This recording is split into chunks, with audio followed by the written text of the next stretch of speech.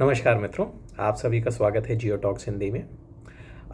इस सप्ताह हम चर्चा करेंगे उस संगठन की। कहने को तो वो सरकारी इदारा है, संगठन है, सशस्त्र बल है एक देश का, परंतु उसकी छाप पूरे मध्य पूर्व मिडिल ईस्ट में पड़ती है और वो अपने देश से ज़्यादा इस पूरे रीजन में ऑपरेट करता है। तो चले चर्चा शुरू करते हैं। हम बात कर रहे हैं इस्लामिक रेवोल्यूशनरी गार्ड कोर की, IRGC। आप लोग सोचेंगे कि भाई IRGC पे हम बात क्यों कर रहे हैं, ये तो एक गवर्नमेंट ऑर्गेनाइजेशन है। मित्रों, ये कोई एक मामूली संगठन नहीं है किसी सरकार का या देश का। जैसे मैंने आप लोगों को कहा कि इसकी छाप पूरे मध्य पूर्व पे पड़ती है और रेवोल्यूशनरी गार्ड, जिसको ज़्यादातर पॉपुलर मेंशन इसको रेवोल्यूशनरी गार्ड ही किया जाता है। उस पर चर्चा करना इसलिए आवश्यक है कि अगर हम मध्य पूर्व के जो डायनेमिक्स हैं, रीजनल डायनेमिक्स, जियोपॉलिटिक्स के या कॉन्फ्लिक्ट्स जो हैं इस समय मिडिल ईस्ट में, उनको अगर समझना चाहें तो पहले हमें IRGC को समझना पड़ेगा। क्योंकि IRGC जो है वो इस रीजन की, मध्य पूर्व की, काफ़ी कॉन्फ्लिक्ट्स के पीछे है। अच्छा, IRGC का महत्व क्यों बढ़ जाता है? क्योंकि ये ईरान की वो ऑर्गेनाइजेशन है जिसका काम मुख्य रूप से इस्लामिक क्रांति जो हुई थी 1979 की, ईरान की इस्लामिक रेवोल्यूशन, उसको पूरे क्षेत्र में फैलाना, ये IRGC का एक सबसे महत्वपूर्ण दायित्व है जो उसको दिया गया था इसके जब से इसका गठन हुआ। और जो ईरान के प्रॉक्सीज़ या अलाइड सशस्त्र संगठन हैं मध्य पूर्व में, जैसे खिताब अल हिजबुल्लाह इराक़ में है, हिजबुल्लाह लेबनान में है, हमास है गाज़ा में, अंसारुल्लाह जिसको हुतीस के नाम से जाना जाता है ज़्यादातर यमन में, और भी बाकी संगठन, ये तो प्रमुख थे। इनको, इनके साथ टाइज बनाए रखना, इनको सशस्त्र करते रहना, इनकी ताकत को बढ़ाना, इनके साथ कोऑर्डिनेट करना और कुछ मायने में इनको कंट्रोल भी करना, ये दायित्व जो है ईरान की तरफ से ये केवल IRGC करता है। तो ये अपने आप में एक संगठन नहीं है, इनका अपना केवल एक संगठन नहीं है, ये पूरे एक तंत्र को मैनेज करते हैं, चलाते हैं मध्य पूर्व में रेवोल्यूशनरी गार्ड्स। इनके ऊपर मैंने कई लेख लिखे हैं, कई रिपोर्ट्स, इन पे रिसर्च रिपोर्ट्स लिखी हैं। इसी वजह से पहले मैं तेहरान टाइम्स के लिए लिखता था, काफ़ी लंबे समय तक लिखता रहा मैं। तो लेकिन रेवोल्यूशनरी गार्ड्स पे लिखने की वजह से तेहरान टाइम्स ने मतलब एक तरह से मुझे बैन किया और अब वो हमारे आर्टिकल्स जो हैं वो नहीं पब्लिश करते। तो और अगर देखा जाए तो ये रेवोल्यूशनरी गार्ड्स जो हैं ये मूल स्रोत हैं काफ़ी इस क्षेत्र में जो कॉन्फ्लिक्ट चल रहे हैं या कई जो टेररिज्म की एक्टिविटीज़ चल रही हैं, उनके पीछे ज़्यादातर चीज़ों में अगर देखा जाए तो कहीं ना कहीं रेवोल्यूशनरी गार्ड्स का हाथ आता है और वो किसी भी कॉन्फ्लिक्ट से अनभिज्ञ नहीं है। अगर वो शामिल नहीं है तो अनभिज्ञ भी नहीं है। और इस क्षेत्र को अशांत करने में रेवोल्यूशनरी गार्ड्स भी एक बड़ी भूमिका निभाते हैं। तो इसीलिए मिडिल ईस्ट का, जैसे मैंने कहा कि अगर हमें भू राजनीति को समझना है तो रेवोल्यूशनरी गार्ड्स को समझना बहुत ज़रूरी है, क्योंकि आप अपने आप में भी एक बड़ा जटिल संगठन है अगर हम इसको समझें तो। जी, तो चलें चर्चा की शुरुआत करते हैं रेवोल्यूशनरी गार्ड्स पे। Revolutionary Islamic Iranian revolutionary guard core, IRGC, इसका फ़ारसी में जो नाम है, आधिकारिक नाम जो है वो है सिपाह पश्तरान ए इनकलाब इस्लामिया, मतलब guardian of the Islamic revolution, ये इनका आधिकारिक नाम है। इनका गठन मई 1979 में हुआ, मई 1979 में। जो इस्लामिक क्रांति के जनक थे ईरान में, अयातुल्लाह रूहुल्लाह खुमैनी, उनके द्वारा। तो जैसे ही मतलब रेवोल्यूशन शुरू हुआ और जैसी सरकार बनी इनकी, अयातुल्लाह जो थे उनकी, इस्लामिक रेवोल्यूशनरी गार्ड्स को तुरंत उनका वो अस्तित्व में आए। तो इनका जीवन काल भी इस्लामिक रेवोल्यूशन के जीवन काल के साथ ही मेल खाता है। अच्छा, कहने को ये सरकारी संगठन है, परंतु इसको आतंकवादी समूह मानते हैं कई देश, जैसे कि अमेरिका, स्वीडन, सऊदी अरब, बहरीन, कनाडा। ये कंट्रीज़ जो हैं वो रेवोल्यूशनरी गार्ड्स को एज अ टेररिस्ट ऑर्गेनाइजेशन मानती हैं। और रेवोल्यूशनरी गार्ड्स की अगर हम संख्या बल पे बात करें तो करीब करीब 3 लाख के करीब इनका संख्या बल है। और इनकी 5 शाखाएं हैं, एक ग्राउंड फोर्सेस, फिर एरोस्पेस फोर्सेस, और फिर कुड्स फोर्स जो सबसे महत्वपूर्ण इनका डिवीज़न ब्रांच है, और नेवी, और उसके बाद बसीज जो एक अर्धसैनिक बल है, वो रेवोल्यूशनरी गार्ड्स के ही अंदर आता है, बसीज। तो इस पे हम चर्चा करने से पहले ये समझते हैं कि रेवोल्यूशनरी गार्ड्स जो हैं वो ईरान की जो परंपरागत सेना है, traditional regular army, Iranian military, उससे अलग कैसे है। इसके कुछ प्रमुख बिंदु हैं जो इनको अलग करता है। एक तो ये एलीट यूनिट्स हैं, इनके पास जो संसाधन होते हैं या जो हथियार होते हैं वो रेगुलर आर्मी से बहुत अच्छे हैं। और इनके दायित्व भी अलग अलग हैं। जैसे जो ईरान की रेगुलर आर्मी है, जिसको अर्त्श कहा जाता है, अर्त्श, वो उसका जो दायित्व है वो है सीमाओं की रक्षा करना ईरान के, और किसी भी सॉवरेनिटी, संघ प्रभुता की रक्षा करना ईरान की।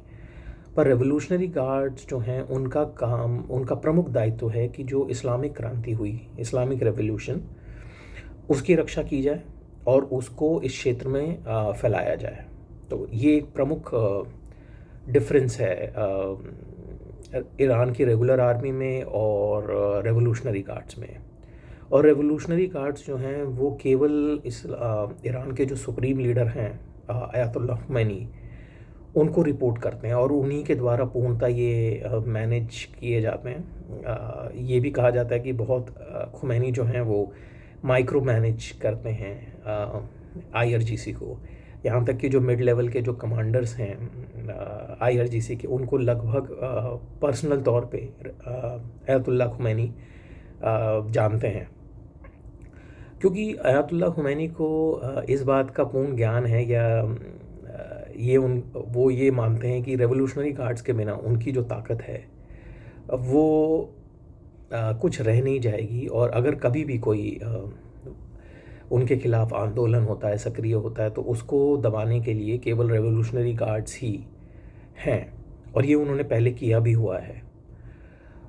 तो जब ये किस समय काल में इनकी उत्पत्ति हुई, अगर हम इस पे देखें, नज़र डालें, तो रेवोल्यूशनरी गार्ड्स जैसे ही इस्लामिक रेवोल्यूशन हुआ तो उस समय जो अयातुल्लाह रूहुल्लाह खुमैनी थे, उनको ये बात का बड़ा डर था कि ईरान की जो रेगुलर मिलिट्री है, जिसमें कई लोग जो शाह हैं, शाह रेज़ा पालवी, उनके समर्थक भी हैं या हो सकते हैं, उनको पूर्ण भरोसा रेगुलर आर्मी पे नहीं था। तो वो एक इस तरह की फ़ोर्स बनाना चाहते थे जो पूर्ण रूप से जो इस्लामिक रिजीम है ईरान की, जिसको अयातुल्लाह चलाएंगे, उसके प्रति पूर्ण रूप से समर्पित हो। इसीलिए रेवोल्यूशनरी गार्ड्स, और इसका नाम भी आप जैसे अगर आप देख सकते हैं, उससे आपको पता चलेगा, इनका नाम ही है रेवोल्यूशनरी गार्ड्स, मतलब जो क्रांति की रक्षा करें। तो इसलिए इसको एक तरह की ईरान की जो रेगुलर आर्मी है उसके ऊपर नकेल कसने के लिए भी IRGC को बनाया गया। और इसीलिए ये शुरू से ही अयातुल्लाह खुमैनी या सुप्रीम लीडर के काफ़ी करीब रही, और एक तरह की उनके हाथ का ये टूल है जिससे वो अपनी सरकार चलाते हैं। जी, तो ये तो हमने मोटे मोटा चर्चा की इनकी पृष्ठभूमि, इतिहास और इनकी क्या कार्रवाइयाँ रहती हैं मध्य पूर्व में रेवोल्यूशनरी गार्ड्स की। चलें अब इनकी जो संगठनात्मक संरचना कैसी है, ऑर्गेनाइजेशनल स्ट्रक्चर कैसा है रेवोल्यूशनरी गार्ड्स का, उसके बारे में चर्चा करते हैं।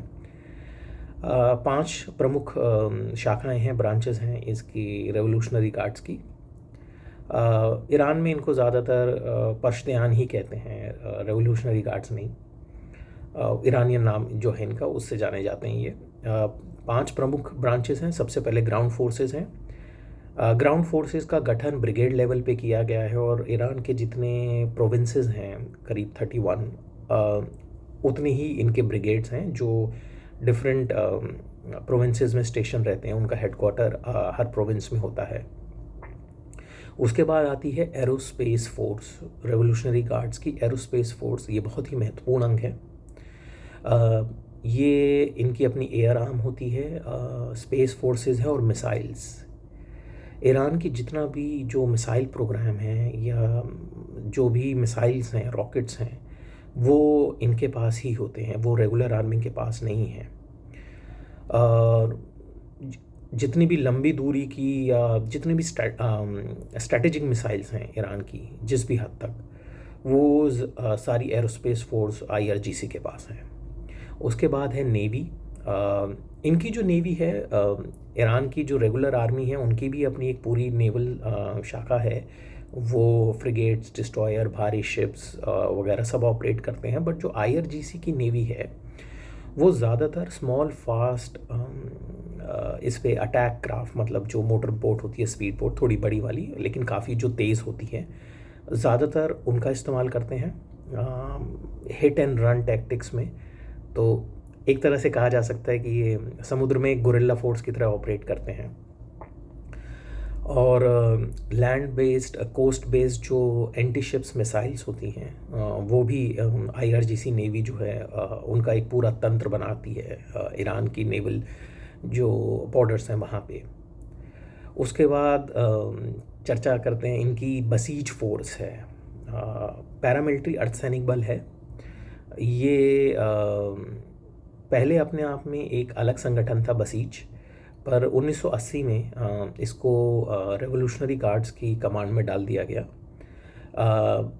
इसका जो मुख्य उद्देश्य रहता है बसीज का, वो रहता है कि इंटरनल सिक्योरिटी को मैनेज करना और सोशल सर्विस का, जो समाज सेवा का जो तंत्र होता है उसको देखना, और मॉरलिटी पुलिस। आपको जैसे ईरान में मॉरलिटी पुलिस बहुत बदनाम है कि वो महिलाओं को हिजाब ना पहने पे दंड देते हैं, अगर किसी को मद्यपान करते हुए पकड़ते हैं तो दंड देते हैं। ये सब काम बसीज करते हैं। अच्छा, अब अंत में बात करेंगे इनका जो सबसे एक तरह की जो फॉरेन यूनिट है, जो पूरे क्षेत्र में जिसको बड़े अच्छे रूप से जाना जाता है, एक तरह से काफ़ी बदनाम भी है, कुड्स फोर्स, IRGC QF कहा जाता है इसको। और स्पेशल ऑपरेशन यूनिट है, इंटेलिजेंस यूनिट भी है। और मेनली इसका जो कार्यक्षेत्र रहता है वो ईरान से बाहर, मतलब अब्रॉड में रहता है। और ईरान के जितने भी खुफिया तंत्र हैं, उनके भी जितने आतंकवादी गिरोह जिनको ईरान सपोर्ट करता है, उनको रिसोर्सेज मुहैया कराना, उनके कोवर्ट ओवर्ट ऑपरेशंस को मैनेज करना, और ये जगह जगह ये देखना कि कहाँ पे उनके लिए संभावित अपॉर्चुनिटीज़ हैं जिसको इस्तेमाल करके नए ग्रुप्स बनाए जा सकते हैं जो ईरान के प्रति वफ़ादार हो, और ईरान के जो परंपरागत दुश्मन हैं जैसे सऊदी अरब, सुन्नी अरब स्टेट्स और इज़राइल, और जो उनसे लड़ सकें, ये सब कुड्स फोर्स करती है।